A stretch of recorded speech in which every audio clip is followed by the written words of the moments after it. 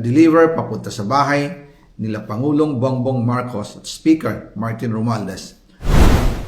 Mag-insert o magpasok ng 100 billion worth of projects sa BICAM. Sana po ay hindi nila ako mapatay bago ko mailabas ang lahat. Ginawa ko lang ang utos sa akin, pero ngayon, handa na akong harapin ang lahat. Ginagamit ng administrasyon ang buong resources ng bansa para tumahimik ako. That he will shoot me if I will talk. Gagamitin ako bilang panakipbutas sa kanilang kampanya laban sa korupsyon.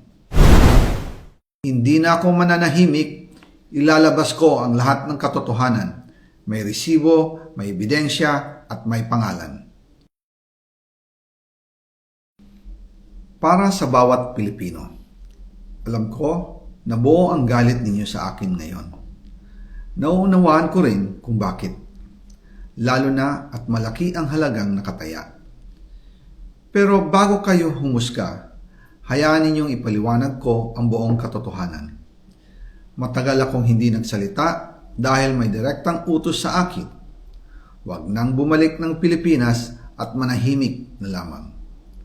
Umalis ako noong July 19, 2025 para sa aking medical check-up.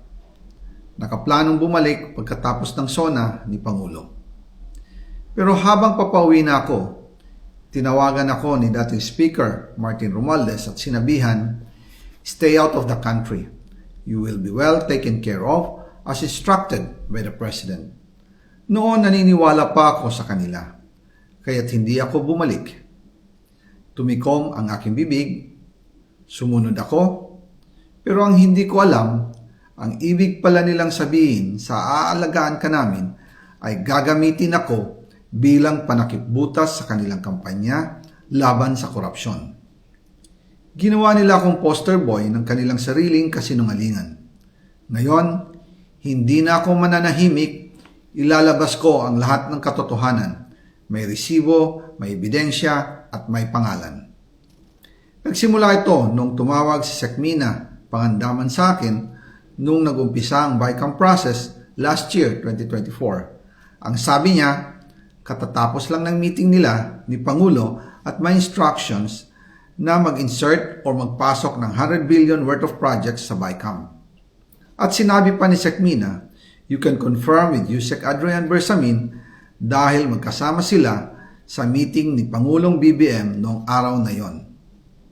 Tinawagan ko po agad si Yusek Adrian Bersamin at tinanong ko kung may instruction nga ba ang Pangulo na magpasok ng 100 billion during their meeting. Ang sabi niya ay totoo nga po. Right after our conversation, tinawagan ko po si dating Speaker Martin Romualdez at nireport ko ang instructions ng Presidente to insert the 100 billion projects. At sinabi niya sa akin, what the President wants, he gets.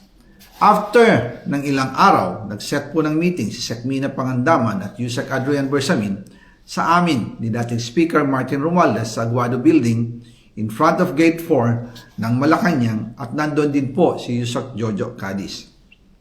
During the meeting, binigay po ni Yusek Adrian Bersamin ang listahan na worth 100 billion.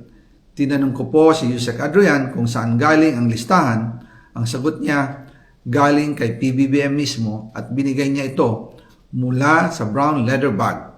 Nung sinabi po ni Yusek Adrian Bersamin yung brown leather bag, naalala ko noong nasa Singapore kami right after the elections of May 2022 sa Hilton Hotel, kami ni dating Speaker Martin and PBBM habang pauwi at pabalik ng Pilipinas, hinabol ng PSG ang brown leather bag at ang sabi ni PBBM, maiwan na lahat, wag lang ang brown leather bag.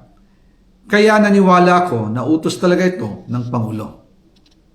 Pagkatapos ng ilang araw, I informed sina dating Speaker Martin Romualdez, Sekmina Pangandaman, Yusek Adrian Bersamin, and Yusek Jojo Cadiz na kung pwede 50 billion lang ang ipasok sa program funds dahil so sobra ang DPWH funds versus sa DepEd. In practice, hindi pwede na mas malaki ang budget ng DPWH kaysa edukasyon.